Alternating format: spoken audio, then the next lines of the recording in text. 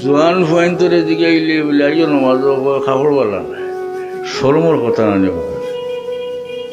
বুড়া জয়ীফ মানুষের দোকানে খাবার বলা না তো বোঝা গেল কইতে পারে আসা না নিয়ে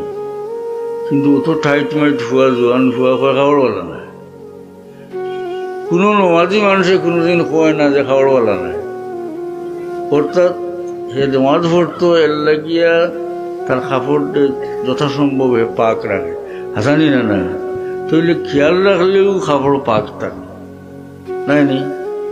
এবং জোয়ান হলে কোনো জোয়ান বয়সটা হইল বৃদ্ধ বয়সটা কি বেশি মূল্যবান যে মানুষের জোয়ান বয়সও পালা কাম করতো চাইব হে ওলা সুন্দরভাবে করতে পারবো বৃদ্ধ মানুষ এইলা করতে পারতো না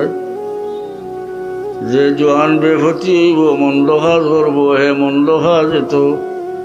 এত বেশি করতে পারবো এখন বুড়া মানুষের দ্বারা সম্ভব হইতো না।